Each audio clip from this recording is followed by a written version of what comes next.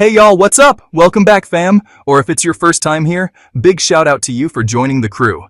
Hit that like and subscribe if you're feeling it. So listen, the last 24 hours have been crazy in Gaza. It's been a full-on massacre. And honestly, we've been saying it over and over.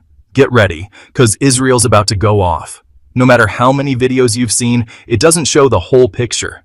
Right now, Israel's coming after the New York Times. Yeah, seriously, they're dragging it hard in Israeli media. But that's not all. Another paper, The National, just dropped a bombshell. They're saying all those Israeli threats about Egypt moving its military? Turns out, they weren't bluffing. Egypt's actually sending troops into Sinai, building new bases, and pretty much leveling up its presence big time. And here's the wild part. Egypt's doing all this without giving a damn about Israel's statements.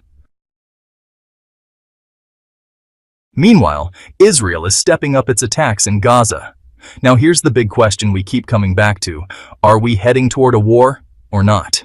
That's a huge deal. You gotta understand what's really going on, so you're not just blindly following headlines. Know where things might be going. Understand how both sides are moving. There's a lot being said. Middle East Eye dropped a piece saying Egypt's basically calling out Israel, accusing them of blowing things out of proportion and violating the Camp David Accords. So what's Israel doing to break the deal? Well, when they created the Morag Axis, which they've occupied and are now calling Philadelphia Corridor 2.0, they moved a ton of troops in. Right now, Gaza's being hit by 4 full military divisions, and they're planning to bring in a 5th soon. That's supposedly what they need to fully take control of Gaza, according to the Wall Street Journal. They want Gaza under occupation by the end of the year. That's the plan of Israel's new military chief, Zamir. He doesn't want to just do quick-hit ops like special forces. He wants to dig in and stay. No giving Gaza time to recover. Now back to Rafah. Israel's taken it over. The city's been emptied out and they've deployed heavy reinforcements. That move breaks the peace deal straight up. There's a section, Area D, in the Camp David Accords where Israel isn't supposed to have a military presence. But now they've got troops, heavy weapons, and tech planted in there. And don't think the media's gonna tell you what kind of tech they're using on the Egyptian border. It's classified. But just know, they're installing stuff to track every move Egypt makes in the area. It's a full breach of the peace agreement. So why did Israel take Rafah, and why so many troops there? They believe all the tunnels that Hamas uses are under that area. Israel says Hamas can't keep fighting them for 18 months straight unless they're getting weapons smuggled in. And they think that's how. Now whether that's true or not, that's the official excuse. They're claiming they're in Rafah to stop Hamas from digging new tunnels. But in reality, they're locking down the border, probably so they can open up corridors for forced displacement at any time. Long story short, Israel has taken Rafah and the Morag Axis. That's another major breach of the Camp David deal. Egyptian officials talking to Middle East Eye are saying Israel isn't even looking at what it's doing. Instead, they're obsessing over Egypt's military movements and hyping them up way too much. There's even a report that just dropped on an Israeli intel site called Nazif. That's the same site that once claimed Israel might bomb the Grand Ethiopian Renaissance Dam. Funny enough, I even saw a thumbnail from one of my own videos on there. So yeah, looks like they're watching us real close. Anyway, according to Nazif, Egypt has deployed 88 battalions into Sinai. That's the first time we've heard a number that specific.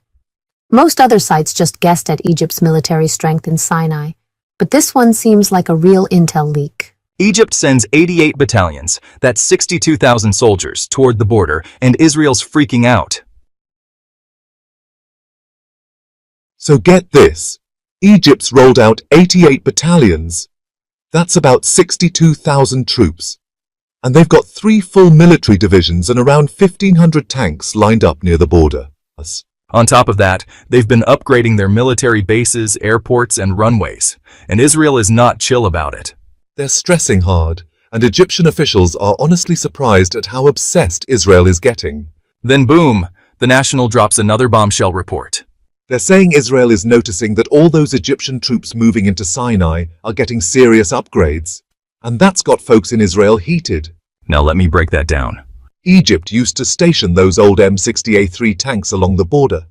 Those tanks? Straight out of the Cold War. ancient American models from back in the day. Israel figured, okay, that's defensive, no big deal.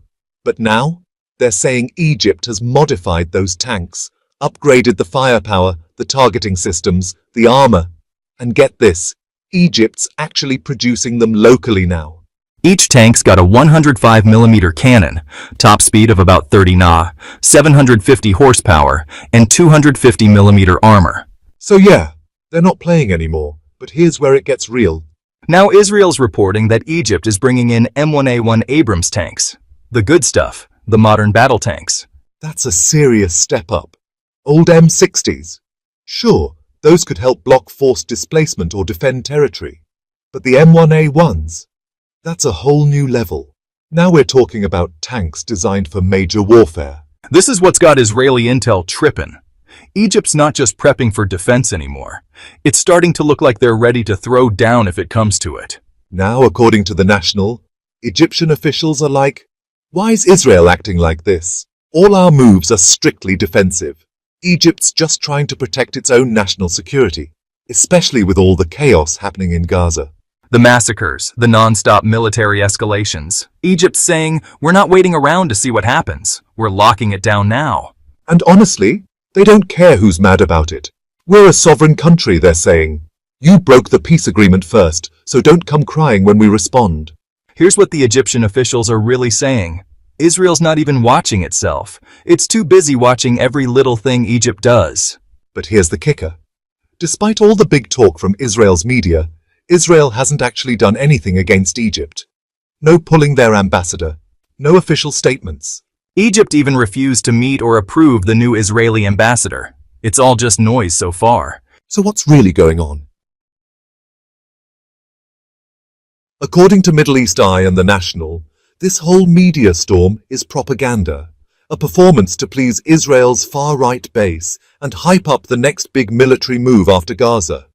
Right now there's no real military confrontation happening between Egypt and Israel. And why's that? Simple. Israel's got too many problems at home. Their army's struggling with recruitment. They can't get enough people to join, especially the extremist settlers and ultra-Orthodox groups. They've also got drama with Turkey and Syria. That situation's getting super tense. Israel just killed 3 Turkish engineers in Syria and bombed 3 military bases Turkey was trying to build. Now Turkey's saying, we don't want beef, but don't push it. Meanwhile, Israel's like, we're not letting you build any naval or military bases near us. So yeah, Israel's not ready to open a new front with Egypt just yet.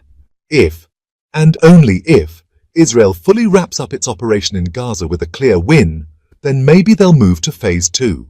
But right now, it's all media games. And there's one more thing pointing to that, the QatarGate scandal. Yeah, so here's the tea.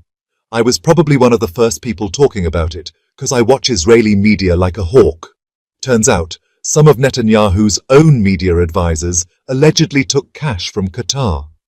There's even internal drama over whether Netanyahu knew about it or if he got paid too. But either way, Qatari money went to his people, and they used it to push narratives in the Israeli press. So bottom line, right now, everything we're seeing, from tanks on the border to headlines screaming war, is mostly smoke and mirrors. Egypt is building up defensively, and Israel is making a lot of noise, but neither side's actually pulling the trigger. Yet. Yo, let's talk about QatarGate and how Israel's trying to blame Egypt for everything. Every time some Israeli government-backed paper, like Yedioth Ahronoth or Jerusalem Post, drops a new headline, it's always throwing shade at Egypt. Like, what's Egypt even doing? Qatar's the one running the show. Yo, if this is true, that's a stab in the back. Actually, scratch that. That's straight up betrayal. I gotta say it how it is. If this turns out real, then Qatar just played Egypt dirty.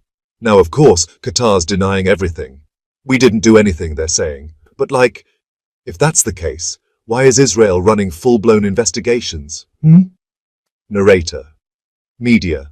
Breaking news headlines. Urgent news bulletin. But now? Boom. Israeli courts just issued arrest warrants for some of Netanyahu's advisors over this wild case they're calling QatarGate.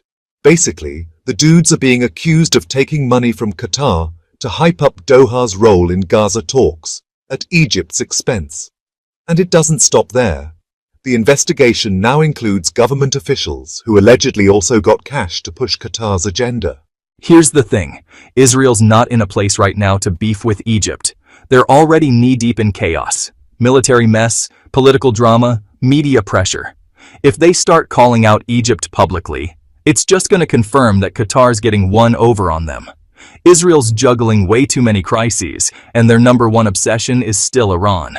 They're dying to launch a strike on Iran, but everything else is falling apart. So here's the bottom line. There is no war happening between Egypt and Israel right now. But that doesn't mean Egypt shouldn't be getting ready. In fact, Egypt's doing the smart thing, preparing for worst-case scenarios no matter what. You never wait until the fire starts to get water. You prepare. You bring out your best weapons. You show strength. That's what Egypt's doing. Now let's flip to Gaza. It's a disaster. Israel hasn't scored a single major win. They sent in 4 military divisions, and now they're pushing in a 5th. And what did they accomplish? Pretty much nothing. They claim they secured some corridor, the new Philadelphia Axis or whatever, but on the ground, nothing's changed. Every day the media says, we eliminated Hamas, we're winning. But the reality?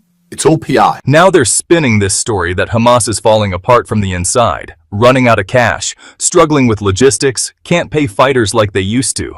They're even saying the leaders abroad are trying to smuggle money in. But don't get it twisted. On the ground, Israel hasn't made real gains. They're stuck. Just like the US got bogged down in Fallujah, Israel's getting dragged into the Gaza quagmire. Even the Americans told them, don't go in there unless you're ready to get wrecked. Why? Because Hamas isn't fighting head-on. They're baiting Israel, luring them in, then popping out of tunnels, hitting troops, and disappearing again. It's a war of attrition, and Israel's taking the hits. Meanwhile, another major thing to keep your eye on, Donald Trump.